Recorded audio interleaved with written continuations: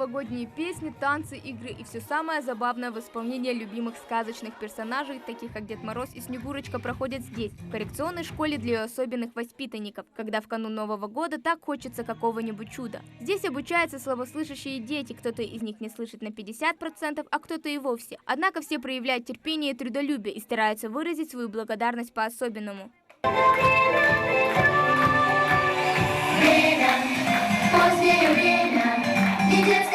Сегодня к нам приехали гости из колледжа, привезли нам подарки и устроили праздник, нам очень понравилось.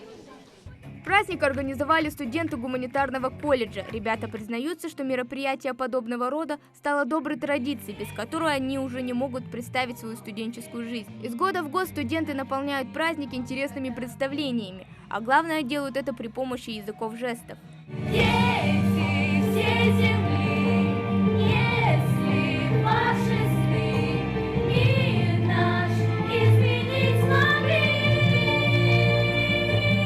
Бывало, что получалось и не получалось, но мы усердно старались, работали. И смотря на то, что мы очень усердно работали, мы добились того результата, чего мы хотели. Надеемся, что детям очень понравилось, и мы смогли украсть их праздник. По словам педагогов, детям нужно помогать чувствовать себя нужными. Любое внимание для них стоит многого. Здесь не пытаются поменять детей. Учителя подстраиваются под них сами, ведь каждый из детей по-своему уникален. Они также поют, также пляшут, также танцуют. Все это у них тоже развито. Единственное, что они только не слышат. И вот дети с колледжа приходят на жестовом языке, им поют, стихи читают. Они очень рады, что есть такие же еще, которые знают, которые могут с ними общаться на таком языке. Учитель в коррекционной школе не та работа, о которой можно забыть, придя вечером домой. Это постоянный творческий процесс, постоянный поиск того, что может завлечь детей. А все неудачи и радости учеников пропускаешь через себя.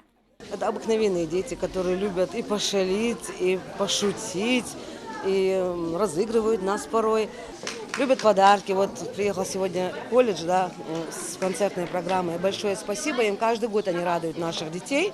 После праздничного концерта наступает самый долгожданный момент для детишек – это новогодние подарки. Все со счастливыми глазами ожидают свои презенты. Очередь сейчас не имеет значения, ведь без сладостей никто не останется.